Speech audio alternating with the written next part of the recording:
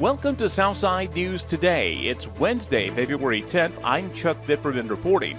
Southside News Today is brought to you by Redeemed Christian Dance Studio.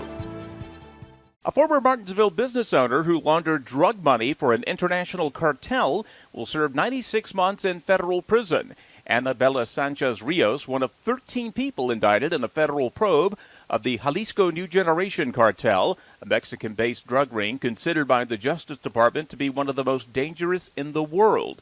The 48-year-old Sanchez Rios owned Bella's Tortilla and Meat Market. She used the business to launder nearly $4.5 billion of drug trafficking proceeds for the cartel. She sent the money in small amounts using fake names and addresses. The cartel had several members who operated out of the Axton community.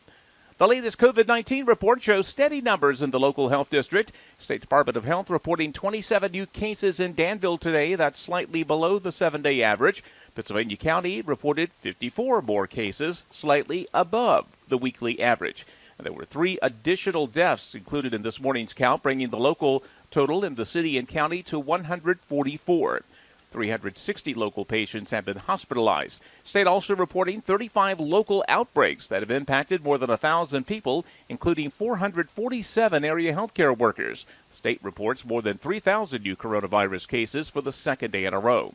A Martinsville restaurant where 2 people were killed in a weekend shootout has surrendered their liquor license. Virginia's Alcoholic Beverage Control tells WSET they had already launched a probe into El Norteño in the Patrick Henry Mall.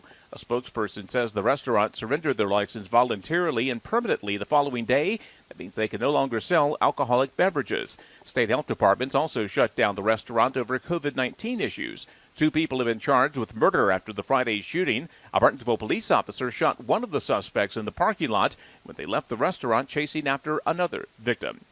Pennsylvania County leaders are being asked to help clear the way for a longtime area business to expand.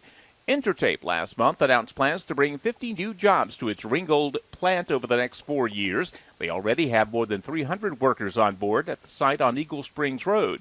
They're asking the County Board of Supervisors to abandon a small portion of Ringgold Industrial Parkway to make way for the $45 million expansion. It calls for a 30,000 square foot addition to add new product lines. Supervisors will look over that request next week. Gubernatorial candidate Amanda Chase has sued the Republican Party of Virginia over their plans to use a nominating convention to choose statewide candidates this year, as opposed to a primary. Chase points out large gatherings are still banned under the governor's COVID restrictions. The Republican Party of Virginia has not finalized their plans. Chase says the party's Central Committee wants to pick nominees for themselves and ignore the voters. The state senator from Chesterfield County has alienated colleagues in both parties recently with incendiary rhetoric.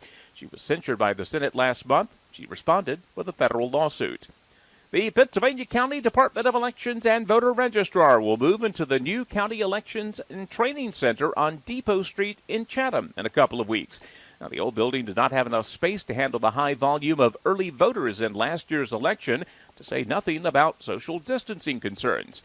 Now, citizens will be able to register to vote, to change their address, cancel voting cards at this new facility. It also will become the voting precinct for Chatham and the place where registered voters can fill out their ballots early, in person for 45 days before every election.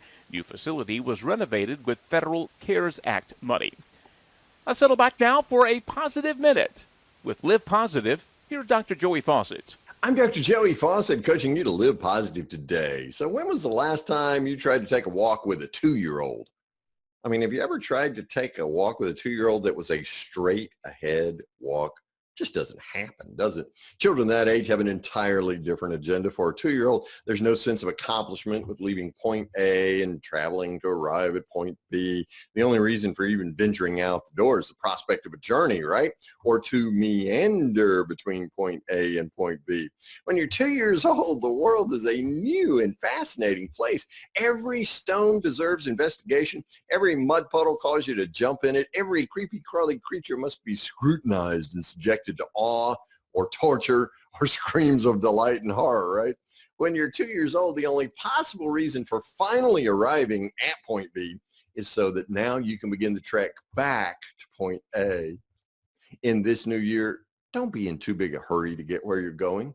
Avoid getting consumed with checking every item off of your to-do list. Just enjoy the moment as you live positive like a 2-year-old and make a life worth living.